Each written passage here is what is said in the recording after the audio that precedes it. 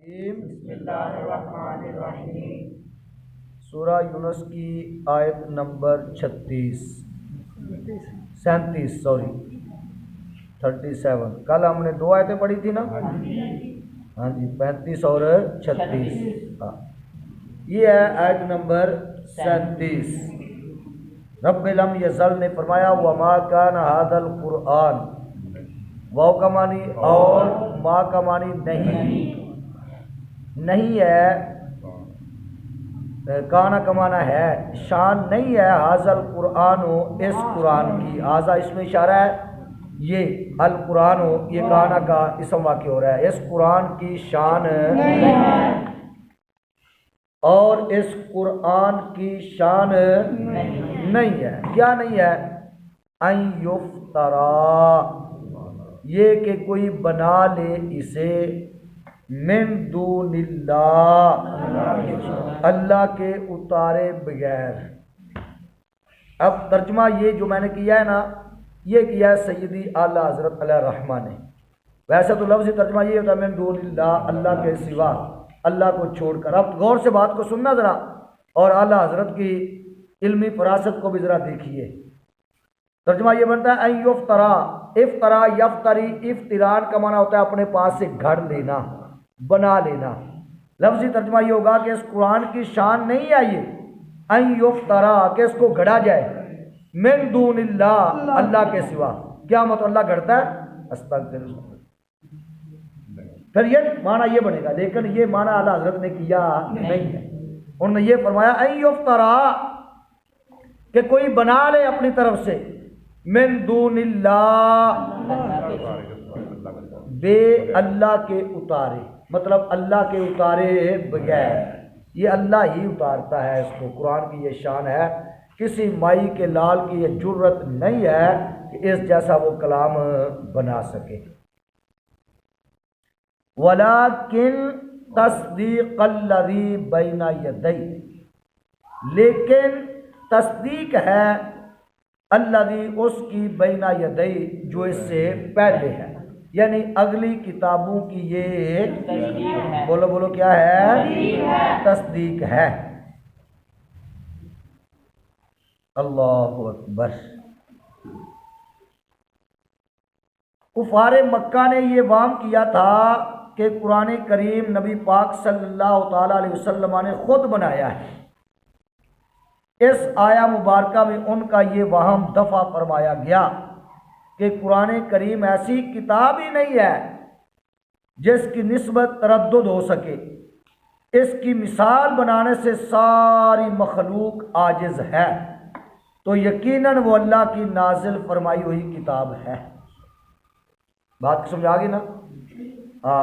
حالانکہ اس دور میں جب قرآن کا نزول ہوا، عرب والے، مکہ والے بڑے بڑے فصیح و بلیغ تھے، بڑے بڑے فصحاء، بلغاء، شعراء تھے، لیکن قرآن نے ان سب کو چیلنج کیا۔ کسی مقام پہ فرمایا اس جیسی لے آؤ، کہیں فرمایا فاتو بعشر سور مثلہ، اس جیسی 10 صورتیں لے آؤ، کہیں فرمایا فاتو بسورۃ مثلہ، جیسے یہاں آگے پڑھیں گے آپ، اس جیسی ایک صورت لے آؤ، سمجھا گیا؟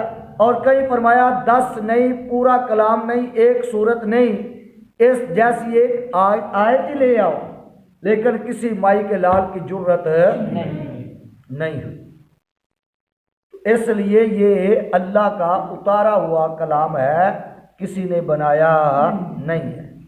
وَتَفْصِيلَ الْكِتَابِ، اور جو کچھ لکھا ہے یہ سب کی تفصیل ہے۔ کتاب کا معنی لکھا ہوا ہونا، جو کچھ لکھا ہے یہ اس کی تفصیل ہے۔ لوح محفوظ میں، کس میں؟ لوح محفوظ میں۔ لا ریب فیہ، اس میں کچھ شک نہیں ہے۔ من رب العالمین، پروردگار عالم کی طرف سے ہے، تمام جہانوں کے پالنے والے کی طرف سے ہے۔ ام یقولون افترا، کیا یہ کہتے ہیں افترا ہو کہ انہوں نے اسے بنا لیا ہے؟ وہ کہتے ہیں کہ نبی نے اسے اپنے پاس سے بنا لیا، حضور کی نسبت یہ کہتے ہیں قل فَأْتُوا لے آؤ بصورت ایک صورت مثل ہی اس جیسی ایک صورت ہی لے آؤ۔ اگر تمہارا یہ خیال ہے تو تم بھی عربی ہو، قرآن بھی عربی ہے، فصاحت و بلاغت کے تم بڑے دعوے دار ہو، دنیا میں کوئی انسان ایسا نہیں ہے جس کے کلام کے مقابل کلام بنانے کو تم ناممکن سمجھتے ہو۔ تم کہتے ہو دنیا کا کوئی ایسا بندہ نہیں، ایسا شاعر نہیں ہے جس کی طرح ہم کلام نہیں بنا سکتے، یہ تمہارا دعویٰ ہے۔ اتنا بڑا دعویٰ تم کرتے ہو تو پھر اس جیسا ایک صورت ہی بنا کے دکھاؤ۔ اللہ اکبر۔ اگر تمہارے گمان میں یہ انسانی کلام ہے، تم کہتے ہو ہم ہر انسان جیسا کلام جو ہے ہم بنا سکتے ہیں، تو اگر یہ انسانی کلام ہے تو پھر اس جیسا بناؤ۔ خود نہیں بنا سکتے تو وَدْعُوا بلا لو من استطعتم، جتنے مل سکتے ہو، جتنی طاقت رکھ سکتے ہو تم، من دون اللہ، اللہ کو چھوڑ کر، ان کنتم صادقین، اگر تم سچے ہو۔ چلے آگے کی بات کرتے ہیں۔ بل کذبوا، بلکہ انہوں نے جھٹلایا، بل کذبوا بما لم یحیطوا بعلمہ، جس کے علم پر انہوں نے قابو نہ پایا۔ بما ایسی چیز کے ساتھ، لم یحیطوا انہوں نے قابو نہ پایا، بعلم ہی جس کے علم پر، جس کے علم پر انہوں نے قابو نہ پایا، انہوں نے اسی قرآن کو جھٹلایا، یعنی قرآن پاک کو سمجھنے اور جاننے کے بغیر انہوں نے اس کی تکذیب کی، اور یہ بہت بڑی جہالت ہے۔ ایک چیز کو جان ہی نہیں پایا بندہ، سمجھ ہی نہیں سکا بندہ، اس کی تکذیب کر دے۔ بھئی پہلے تو اس کو سمجھ تو صحیح، پھر اس کے بعد اس کو تو جھٹلا۔ یہ بہت کمال جہالت ہے یہ کہ کسی شے کو جانے بغیر اس کا انکار کیا جائے۔ قرآن کریم کا ایسے علوم پر مشتمل ہونا جن کا مدعیان علم و خرد احاطہ نہ کر سکیں، اس کتاب کی عظمت و جلالت ظاہر کرتا ہے۔ یعنی بڑے بڑے علم کا دعویٰ کرنے والے جو ہیں، جو بڑے بڑے ہوش و حواس رکھنے والے ہیں، وہ اس کا احاطہ نہیں کر سکتے۔ اللہ اکبر۔ وَلَمَّا يَأْتِهِمْ تَأْوِيلُهُ، اور انہوں نے اس کا انجام نہیں دیکھا، اور نہیں آئی ان کے پاس تاویلہ، اس کی کوئی تعویل، یعنی اس عذاب کو جس کی قرآن پاک میں وعیدیں ہیں۔ قرآن پاک میں وعیدیں ہیں نا، اور ابھی کافر پر وہ وعید نہیں آئی، اور سمجھ آئی نا بات کی؟ قرآن پاک میں وعیدیں ہیں، جو نہیں مانے گا اس کے لیے یہی عذاب ہے، اور وہ اللہ فرماتا ہے یہ بات ثابت ہو چکی ہے کہ عذاب تمہیں قیامت کے بعد ہی ہوگا، اس دنیا میں عذاب نہیں دوں گا۔ اس لیے فرمایا وَلَمَّا يَأْتِهِمْ تَأْوِيلُهُ، اور ابھی انہوں نے اس کا انجام نہیں دیکھا، یعنی قرآن پاک کو جھٹلایا، اور جھٹلانے پر جو عذاب آنا تھا وہ بھی عذاب نہیں آیا۔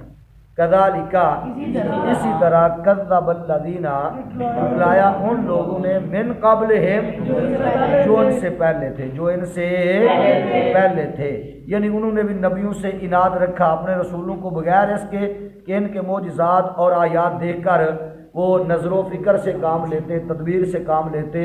ان بدبختوں نے، کسی نے کہہ دیا کہ یہ جادوگر ہے، کسی نے کہہ دیا کچھ، کسی نے کچھ کہہ دیا، کسی نے کہہ دیا یہ بشر ہے، ہماری طرح کھاتا ہے پیتا ہے، نبی کے معجزات میں انہوں نے تدبر نہیں کیا۔ پہلے لوگوں نے، ایسے ہی بدبخت تو تم بھی ہو۔ کذالک، اسی طرح کذب، جھٹلایا، الذین من قبلہم، فانظر کیف کان ہوا عاقبۃ الظالمین، ظالموں کا انجام، یعنی پہلی امتیں اپنے انبیاء کو جھٹلا کر کیسے کیسے عذابوں میں مبتلا ہوئیں۔ تو اے محبوب، آپ کی تکذیب کرنے والوں کو بھی ڈرنا چاہیے۔ اگلی آیت پڑھ لو، رکوع پورا جگہ آسان ہے۔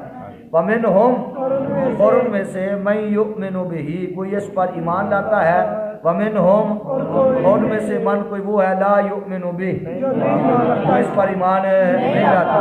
وَرَبُّكَ، اور تمہارا رب، عالم، خوب جانتا ہے، بالمفسدین، فسادیوں کو۔ 11ویں پارے کے رکوع 9 کمپلیٹ ہو گیا۔